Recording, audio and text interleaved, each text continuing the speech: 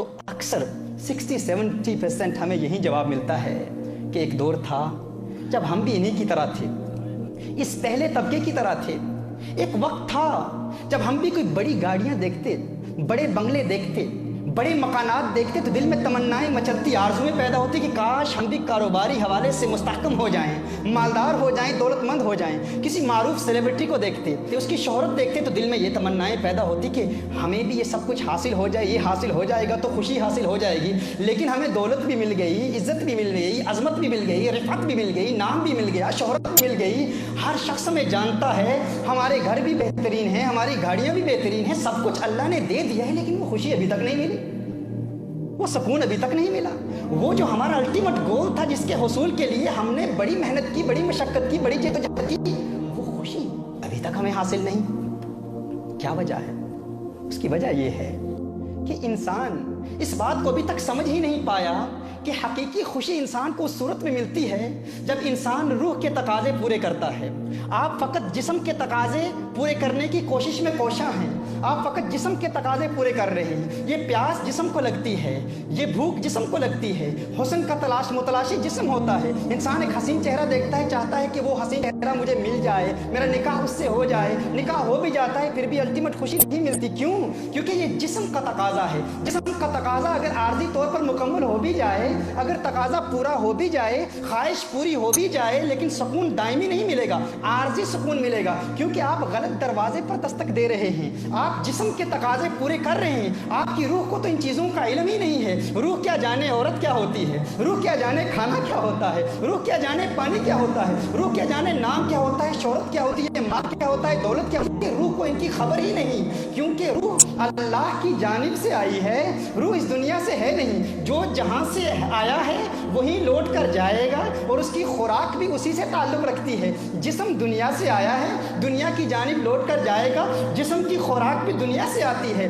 روح اللہ کی طرف سے آئی ہے، اللہ کی طرف لوٹ کر جائے گی، اور روح کی خوراک بھی اللہ کی طرف سے آتی ہے۔ اور وہ خوراک کیا ہے، وہ غذا کیا ہے، وہ تمنا کیسے پوری ہوتی ہے، روح کی پیاس کیسے بجھتی ہے؟ فرمایا وما ارسلناک الا رحمۃ للعالمین، محبوب ہم نے نہیں بھیجا آپ کو مگر تمام جہانوں کے لیے رحمت بنا کر۔ یہی وہ رحمت للعالمین ہے، ان سے پیار ہو جائے روح کو سکون مل جاتا ہے۔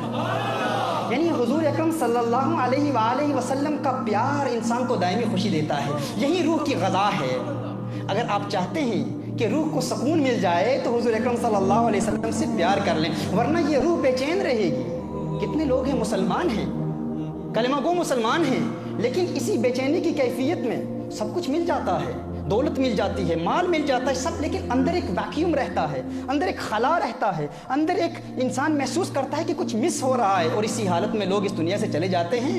اور اس حالت میں آپ صلی اللہ علیہ وسلم کا حقیقی پیار، حقیقی محبت جو انسان کو دائمی خوشی دیتی ہے اور دائمی سکون جس سے حاصل ہوتا ہے، لوگ اس سے محروم رہتے ہیں، کیونکہ لوگوں کو اس بات کا علم ہی نہیں ہوتا کہ حقیقی خوشی اور روح کی غذا، روح کی تمنا پوری کیسے ہوتی ہے۔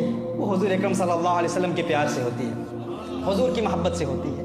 جب انسان روح کی خواہشات کی تکمیل کر لے، جب انسان روح کی خواہش پوری کر لے حضور اکرم صلی اللہ علیہ وآلہ وسلم کے پیار کے ذریعے، تو جب روح کی خواہش پوری ہوتی ہے تو انسان روح کی خواہش کی تکمیل کے بعد، وہی جب روح کی خواہش پوری ہوتی ہے وہ انسان کے جسم کے تقاضے بھی پورے کر دیتی ہے۔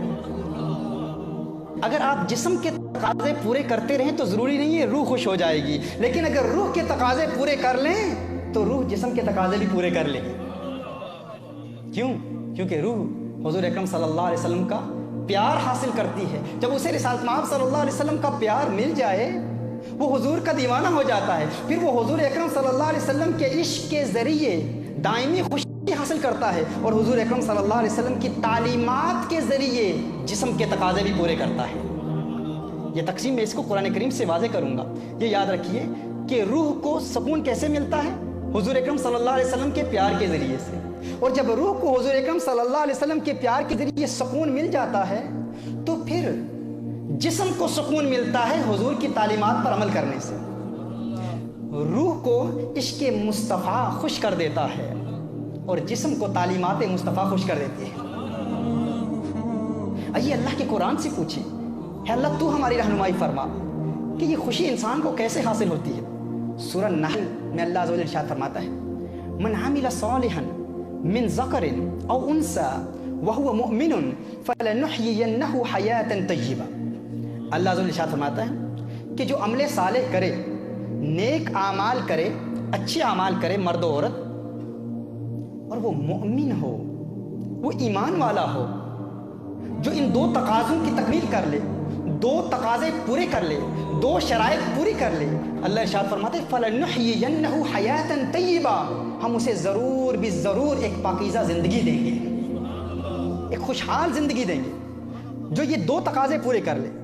अब इस पर हज़रत अब्दुल्लाह बिन अब्बास रज़ियल्लाहु ताला अन्हुमा की तफसीर के मुताबिक इसमें हयातन तय्यबतन से मुराद इस दुनिया की खुशी है, इस दुनिया की ज़िंदगी है। यानी अल्लाह अज़्ज़ व जल उसे खुशहाल ज़िंदगी देता है अगर वो दो चीज़ें कर ले, दो काम कर ले, एक अमले सालेह और दूसरा वो मोमिन हो।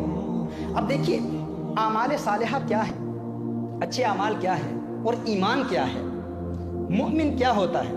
हुज़ूर अकरम सल्लल्लाहु अलैहि वसल्लम इरशाद फरमाते हैं, सही बुखारी की हदीस है, वल्लज़ी नफ़्सी बियदिही ला युमिनु अहदुकुम हत्ता अकूना अहब्ब इलैहि मिन वालिदिही व वलदिही वन्नासि अजमईन। हुज़ूर अकरम सल्लल्लाहु अलैहि वसल्लम फरमाते हैं कि मुझे कसम है उस रब की, सही बुखारी की हदीस है, फरमाया मुझे कसम है उस रब की जिसके कब्ज़ाए कुदरत में मेरी जान है, इंसान उस वक्त तक मोमिन हो ही नहीं सकता जिस वक्त तक वो हुज़ूर अकरम सल्लल्लाहु अलैहि वसल्लम से प्यार न कर ले। यानी जब इंसान को हुजूर से प्यार हो जाता है और अपनी औलाद और अपने वालिदैन से ज़्यादा हुजूर अकरम सल्लल्लाहु अलैहि वसल्लम से प्यार कर लेता है, तब वो जाकर मोमिन बनता है। यानी ईमान क्या है, ईमान की तारीफ़ क्या है। इंसान मोमिन उसी वक्त होता है। और हुजूर अकरम सल्लल्लाहु अलैहि वसल्लम अल्लाह अज़्ज़ व जल की कसम इरशाद फरमा रहे हैं, मुझे अल्लाह की कसम उस वक्त तक इंसान मोमिन हो ही नहीं सकता जब तक हुजूर अकरम सल्लल्लाहु अलैहि वसल्लम से प्यार न कर ले। अब इसमें शवाफ़े और मुहद्दिसीन के नज़दीक आमाल सालिहा, ये जो नेक आमाल होते हैं, ये ईमान इनको शामिल है, ईमान में दाखिल हैं। लेकिन अहनाफ और उलमा मुतकल्लिमीन उनके नज़दीक ईमान शर्त है और आमाल सालिहा मशरूत हैं। और हमारे उलमा और ये अहनाफ के मज़हब पर एक कवी दलील है, क्योंकि अल्लाह अज़्ज़ व जल ने दो चीज़ें बयान फरमाई हैं ना, एक है अमल सालिह नेक आमाल और दूसरा क्या है, ईमान। यानी जिस तरह वज़ू नमाज के लिए शर्त है और कायदा ये है कि शर्त मशरूत से खारिज होता है, अहनाफ के नज़दीक वज़ू नमाज के लिए शर्त है, वज़ू शर्त है, नमाज मशरूत है, और वज़ू नमाज नहीं, नमाज वज़ू नहीं। इसी तरह ईमान शर्त है, अमल साले मशरूत हैं, लिहाजा ईमान अमल साले नहीं, अमल साले अच्छे अमाल, ईमान नहीं। ये दोनों अलग चीज़ें हैं अहनाफ के नज़दीक। यानी नतीजा ये निकला कि इंसान उस वक्त तक मोमिन नहीं हो सकता जब तक हुज़ूर अकरम सल्लल्लाहु अलैहि वसल्लम से प्यार ना कर ले। अब जब इंसान को हुज़ूर अकरम सल्लल्लाहु अलैहि वसल्लम से प्यार हो जाता है, हुज़ूर से मोहब्बत हो जाती है, तो इंसान की रूह की प्यास बुझती है, इंसान की रूह को सुकून मिलता है। ये वो सुकून है जो दायमी सुकून होता है, ये ऐसा सुकून नहीं जो आर्जी हो, ये हमेशा हमेशा के लिए इंसान के दिल में रहता है और इंसान के दिल की दुनिया आबाद रहती है। अब ये ईमान हुज़ूर अकरम सल्लल्लाहु अलैहि वसल्लम से प्यार का नाम है।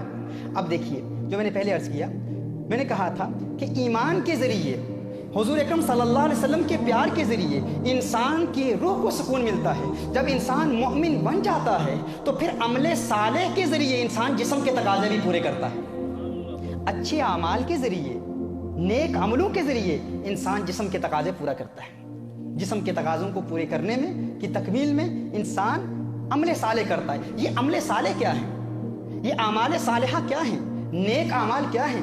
ये नेक आमाल रिसालत मआब सल्लल्लाहु अलैहि वसल्लम की तालीमात हैं, हुज़ूर अकरम सल्लल्लाहु अलैहि वसल्लम की तालीमात हैं। यानी इंसान रूह को तस्कीन पहुंचाता है हुज़ूर के प्यार के ज़रिए से, और जिस्म को तस्कीन पहुंचाता है तालीमात मुस्तफ़ा पर अमल करने से। और ये सूरह नहल की इस आयत में मन आमिल सालिहन मिन ज़करिन औ उन्सा व हुवा मुमिनुन, ये दो शर्तें हैं।